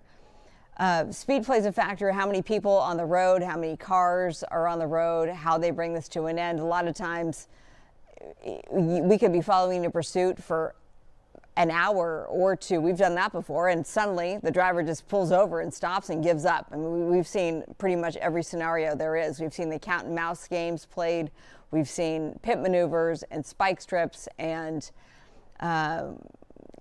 we've seen people run out of gas. I mean, the scenarios really are endless when we talk about how these things will come to an end. But CHP is always coordinating, looking ahead, trying to get ahead of this. And so they're coordinating with other officers ahead of them to literally get ahead of them. And whether that's put out some spike strips where the driver least expect it, which we've seen play out and end pursuits successfully time and time again. So here we are coming to an intersection. Looks like Southland Circle. And what will this driver do? Again, it looks to be a truck, flatbed in the back, making a left turn. And so do the black and whites tailing it here. Speeds relatively slow. Getting onto Mission Boulevard. And we're backed up again with this red light, which interestingly, it could just blow by, and maybe it will now. And are we back on to, didn't know if this was an on-ramp. Looks to be a surface street. Okay. Oh, we are getting back on. Okay, yep, getting back on. So we've seen this too. I mean, we a lot of times they'll just go back and forth, whatever keeps them away from those handcuffs. That's what they will do. If that means going on and off the freeway, back and forth, they'll do that until they can't anymore. Suspects tend to stay in areas that they are most familiar with a lot of times. That doesn't mean that that's the case here. I mean, given that this started in Westminster and now we're in Harupa, big difference. So unclear if this is known to the suspect, but certainly time will tell what strategy the suspect is trying to employ tonight. Here we go. Looks like speeds are picking up just a little bit, so we're 60 eastbound at this point. And we see we're crossing over Village Road. The time is 9:46. We're approaching the 10 o'clock hour. Thank goodness traffic is light. You can see that there is something in the flatbed of the truck, whether that's supplies, tools, hard to say, but the make and model still not known. But certainly CHP wants to get this person into custody. Let me just check to see if I'm getting a message here with some new information. We are in Riverside County again. This started in Western Orange County and Westminster. Traffic has been light. There hasn't been any real close calls, which we're happy to be able to report that. Close calls as it relates to, other vehicles, any pedestrians out there, thank goodness. So as long as it stays that way, the threat to public safety is low. All right, let's bring into the conversation to help me out here, Christine Devine. This is one of those where it's more of that, speeds seems to be in the speed limit, but still a slow pursuit in that not a lot's going on. I'm not on until 10 p.m., right? Yeah, yeah. Another pursuit here in Southern California. Not a surprise. This is what we have here in SoCal. You're right, Marla. This is one of those that's not overly dangerous, not overly crazy, not crossing lines necessarily, not really endangering a lot of other motorists, except that the speed, though, is pretty good compared right now it's picking up. Yeah. So when we say pursuit of a DUI suspect, we don't know exactly what that means, how they got that lead. Seems to be driving in a fairly sane fashion from what I'm seeing here. I don't know what you've seen earlier. Yeah, no, this has been the posture all along. I was pointing that out too, that if it is in fact a DUI suspect, because right now it's just alleged, they're driving pretty good. Yeah. Which is, again, we want to be able to report that. We don't want the, zigzagging in and out of lanes dangerously. And now this is more traffic, if you will, than we've seen in the last, 10, 15 minutes that we've been on. Well, the thing is, you have this pursuit here, wide open freeway at this hour, late at night. Sometimes you'll come across a construction zone that could slow things up. But obviously, this driver, well aware that there are CHP vehicles right there on his or her tail, well aware that law enforcement is flying overhead, I would guess, because you have that helicopter often with that night sun that shines right on. You can't miss it there. But again, that driver clearly not pulling over at all.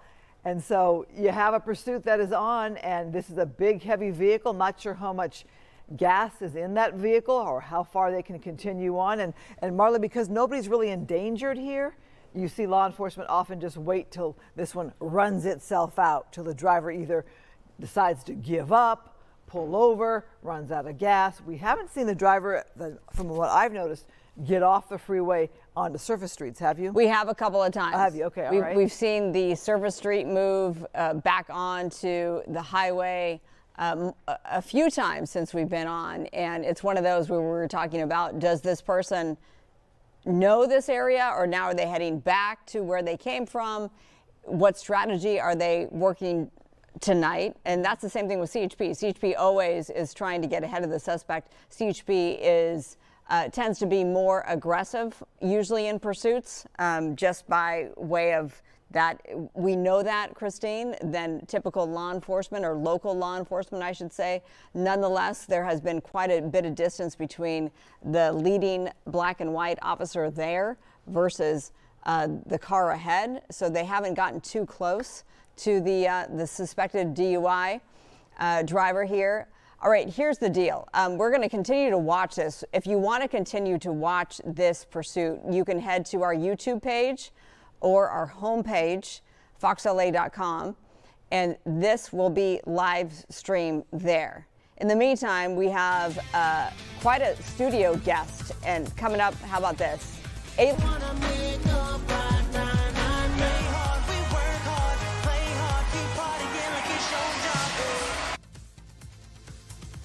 He just walked into our studio to talk about his new music and his global tour. I'll sit down with him live right on the other side of the break. Stay with us.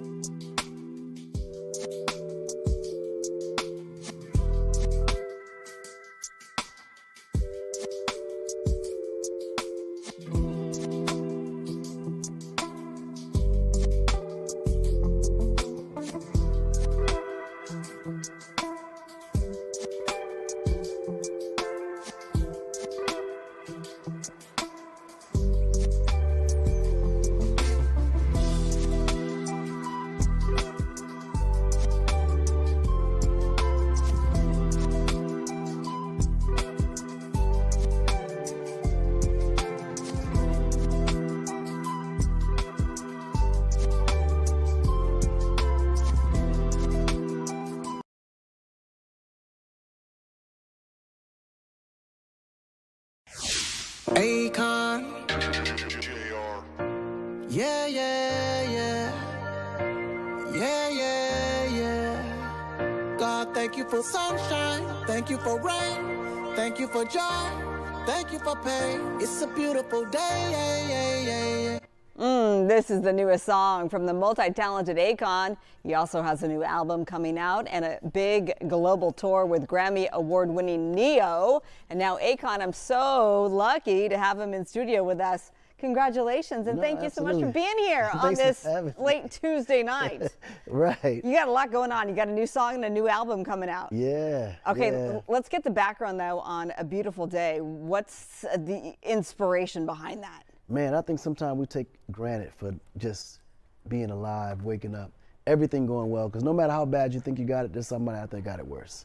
Isn't that You know the what I mean? truth? I swear, man. So I like to cherish every day as a beautiful day for sure. And you seem like the kind that you just want to pay it forward too. Man, if I can, I definitely want to, because I'm in a position to. God bless me, so why not? Yeah, absolutely. You know? Okay, so you got this coming out, this song, A Beautiful Day, that comes out on the 22nd, drops, as they say. Yeah, 24th. The 24th. Yes. Is that when you go on tour too? Yeah, like I literally timed it as the tour is starting, the album drops. Okay, so you're a busy guy. So what do we need to know about you? You're pairing up with Neo that's for my the dog. global tour, and Yeah. you come locally as well, because it's 57 cities?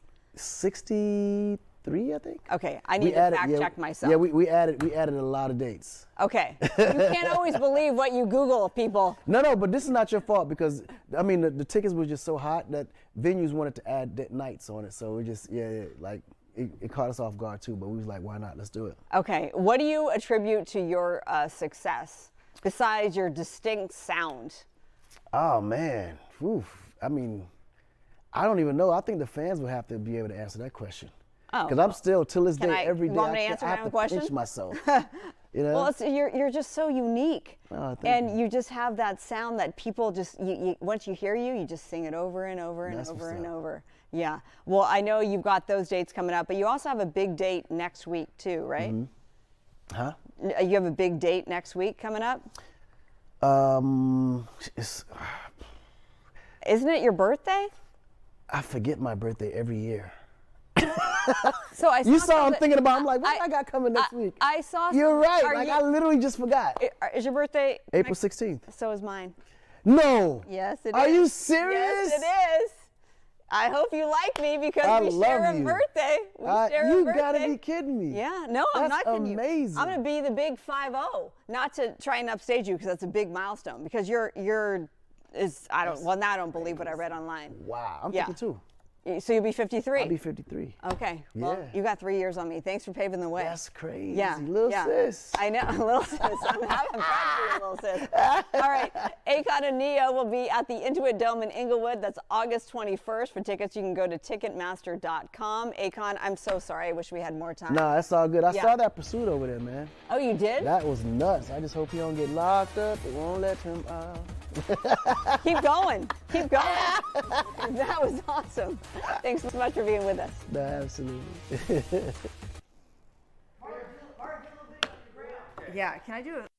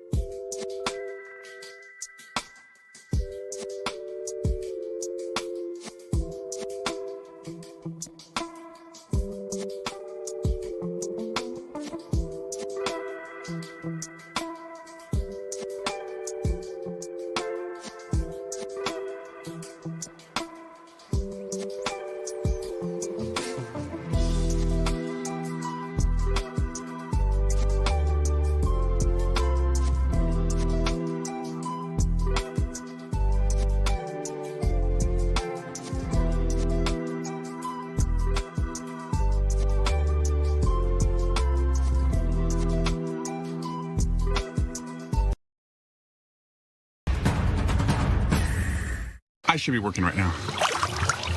Eric Swalwell doesn't work. He's missed 68% of his.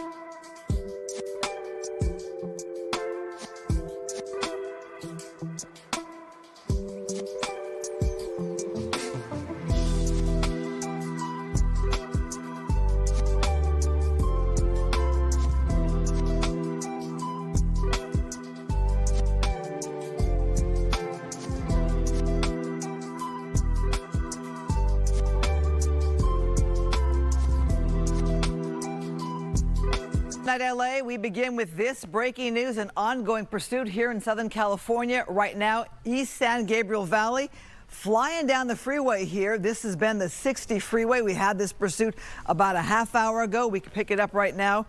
And this is a wanted DUI driver, CHP on this one. Speeds there at about 69 miles per hour. It looks really fast from this shot here, but 69, 73 there.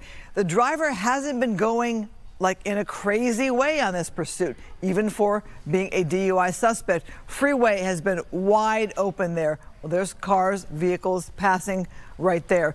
Let's bring in our LAPD police expert, Dennis Zine. Dennis, as you look at this one here, the driver hasn't seemed impaired in his driving.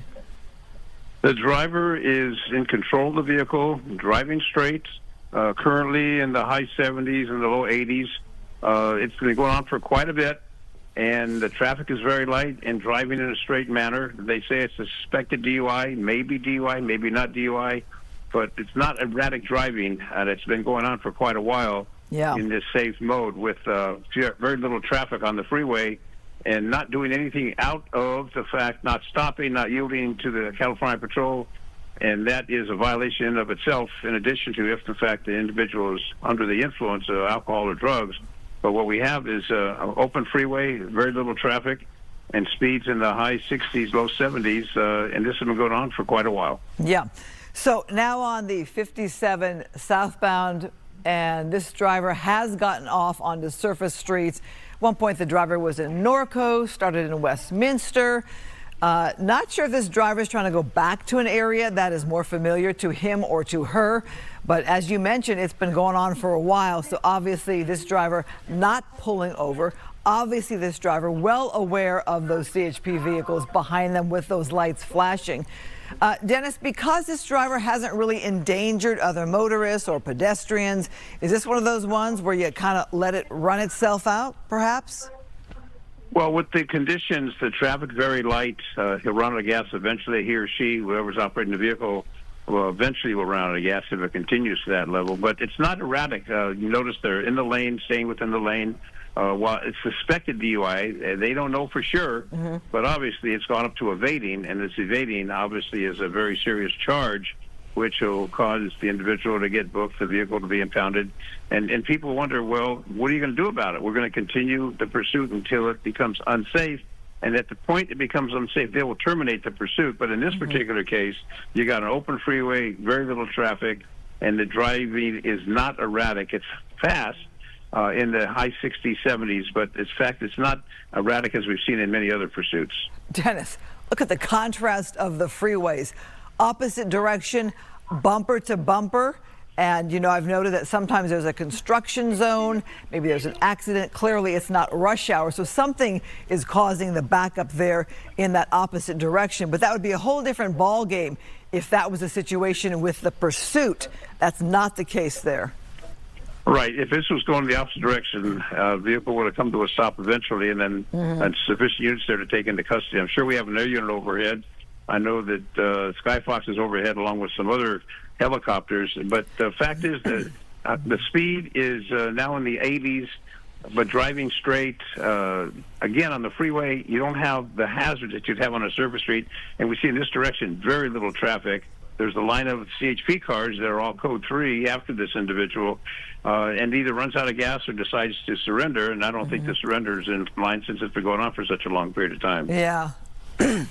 Well, people watch this, and I think we all think of the horrible accidents that we've seen tied to pursuits.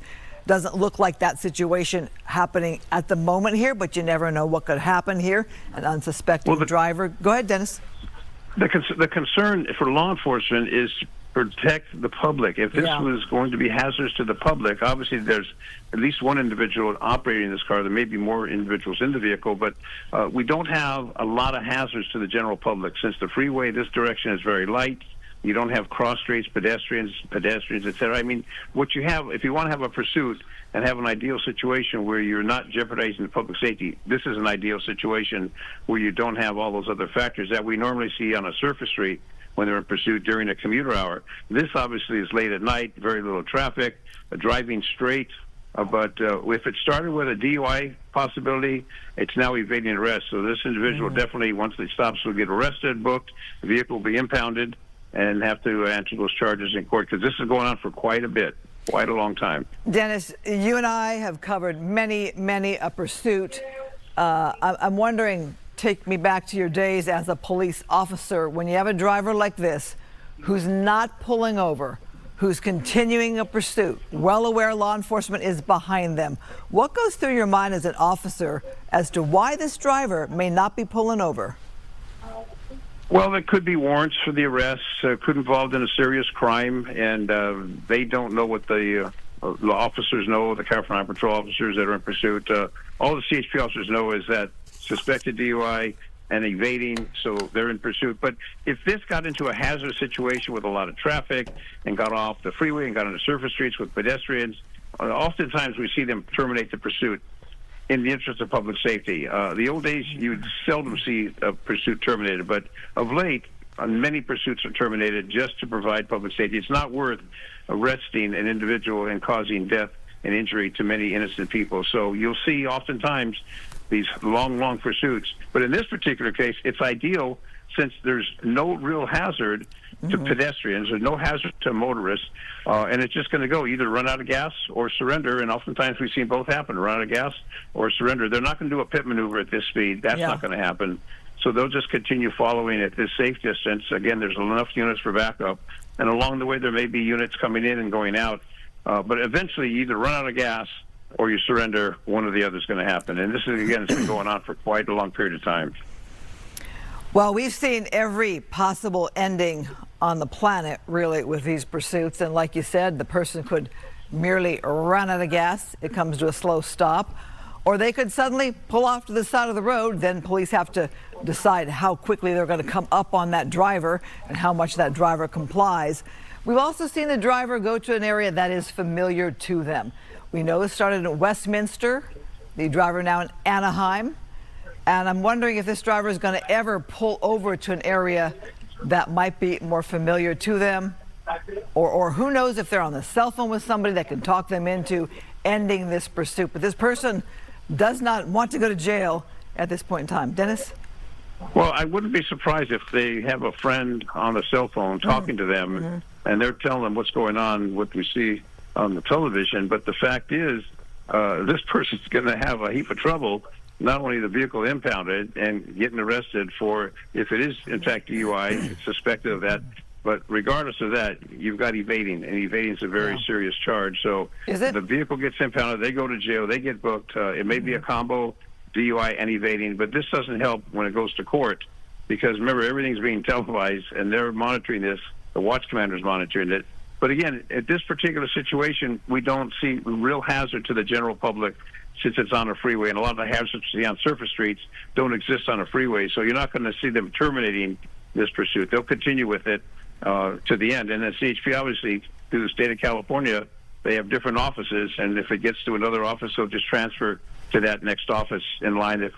Sometimes they go to the border, south of the border. It just depends on how much fuel they have and the intention they have. But we've got at least 6, maybe more officers. I assume, just looking at the view, it's probably all California Highway Patrol. I wouldn't think there's any local agencies involved in this. Just leave it to the Highway Patrol to handle.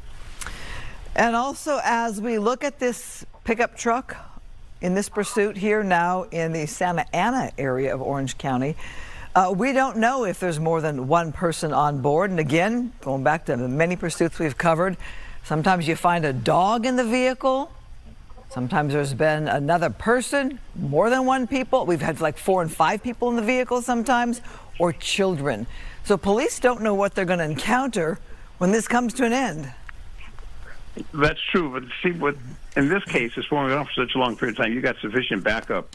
The initial officer, the initial unit in pursuit with the backup, you've got sufficient personnel to, whatever the situation is, so once the individual does stop, they'll have sufficient officers surrounding the vehicle along with the air operations. And at that point, local police may then assist, but there's really no need if you've got this many units. And there could be in a pickup truck, you got maybe 2 or 3 people in the cab, and it doesn't appear to be anyone in the bed of the vehicle. So when you've got all those officers, and there's probably 2 CHP officers in each vehicle, you've got sufficient personnel to take this individual or individuals, if there are accompanied with them, into custody. Or he, maybe a she, we don't know. Yeah. We don't know if it's a he or she. We know it's a DUI, suspected DUI driver. And again, disregard the DUI aspect. You've got evading, and evading in and of itself is a very serious crime that'll put you in jail and impound your car. So regardless of the DUI, but the individual's driving pretty safe. I would say safe as far as driving in a direct fashion and not weaving, not staggering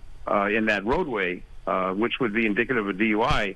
The driving pattern looks like they're in control with the speed excessive at times, but they're staying within that lane. They're not weaving, as you see an individual who's under the influence. Oftentimes they're weaving in the lane. This driving pattern, I would think, has now gone from a possible DUI to absolute evading arrest. You know, Dennis, because this driver's been going kind of in a predictable pattern, meaning a certain direction for a long period of time, we have seen them on the freeway, law enforcement, throw out that spike strip. The freeway is wide open. You think that could be a possibility? You get some officer who's a few exits up, gets in that lane there, deploys that spike strip. Thoughts on that? There's a possibility, but I wouldn't think at this particular time, as long as this is going, they're going to do a spike strip. It's very hazardous to do a spike strip, especially on a freeway. Right. To employ that on a freeway, even though it's light traffic, there's a lot of hazards involved. You can't be in the center median. You got to be in the right shoulder, and to deploy that, you've got to really be very, very cautious. It's very dangerous. Let me say this: spike strips to deploy are very dangerous. We don't want to injure an officer. It's not worth it. But again, this vehicle is going to run out of gas. If nothing else happens, it's going to run out of gas. Or at the times, they just decide, okay, I'm done. But either way, that vehicle is going to be impounded, and there'll be additional charges, and then they're going to jail for multiple charges. And who knows what they have in the past. If it's an individual who's never been involved in any type of activity, there'll be a shock. If they've been involved in arrest before, this will not be a shock to them because they know what the procedure is. They'll take them into custody in a professional manner, handcuff them, take them down, book them. Then it goes to the court process. But again, they're videotaping what we're watching. The watch commander, they will use that for the prosecution. They have all this shown, so if it goes to court, someone wants to contest the violation, the pursuit, where it is, they'll videotape and they'll carry that through in the event there's no admission of guilt and they want to challenge the charge in court. Well, here you go. And the judge, the jury, if they choose a jury, you never know what the individual wants to do, but whatever's going to happen, this person is not going to leave without going to jail because of the fact is, late at night, no real hazard to the highway because of the light traffic and sufficient units there to bring this to a successful ending. Either run out of gas or decide to pull over. But we got the speeds of the 70s, the 80s, fluctuating back and forth. And I know that the chopper overhead is tracking it, and I'm sure there's multiple choppers, including law enforcement. So the chance of disappearing is not going to happen since you've got a wealth of law enforcement there taking care of this matter to bring this to a successful conclusion and a safe ending for everyone. Well, that of course is the hoped-for outcome. Looking at different pockets of traffic here on this Tuesday night, coming up on 10:15 p.m. This is Good Night LA. Normally we'd be bringing you a very important amount of news that's been happening today, but right now we're doing the SoCal thing, which is covering a pursuit. sometimes we pull out wide due to certain restraints or jurisdictions, like flying near LAX. Obviously, this is not. This has been Orange County. But Dennis, does the game change when the person gets off the freeway onto a surface street? CHP would stay with that, you think? Well, they'll stay with it. They initiated the pursuit. They'll stay with it. Additional units from the local agencies will be informed. They'll assist in any way possible. But again, the hazard on the surface street versus the freeway is much greater. You got so many different factors that come into play on the surface streets with the cross traffic, pedestrians, bicycles, you name it. There's inherent hazard. The freeway, if you want to have a pursuit, the safest place is on a freeway because you don't have all the hazards that you have on a surface street with residents and cars and parked vehicles, and et cetera, animals. You've got everything in the city population that could interfere with that and create a problem, whereas the freeway, exception that you see a person or once in a while you might see a stray animal, but if you want to have a pursuit and keep public safe, the freeway is the safest place to do that. Versus the surface street in a populated area, which gets very hazardous. And then the watch commander or the supervisor in charge will say terminate the pursuit because public safety is number one priority. And oftentimes we see them terminated, and people say, why? Well, we don't want to hurt innocent people, and it's not worth this individual. But we've got a license plate, they'll do this, they'll do that. But the bottom line is public safety, and they don't want innocent people to get hurt. So in this case, late at night, light traffic, a number of units, and again, it's either going to pull over voluntarily, run out of gas. Chances of anything else aren't going to happen, at least at this particular stage. And this has been going on for probably an hour or so that I would estimate. Dennis, it's, are we getting off on a different freeway here? Looks like there might be some kind of change happening here. We've been on the 57 southbound, and if you saw that wider shot where we showed you a greater shot there of Orange County, you saw some landmarks. You saw the baseball stadium for the Anaheim Angels. You saw the Honda Center where you have the Anaheim Ducks play and a lot of other sports and concerts and a lot of events happening there.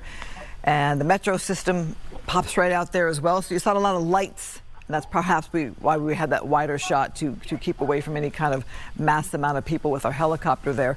But right now, the pursuit is continuing on, still here in the Orange County area.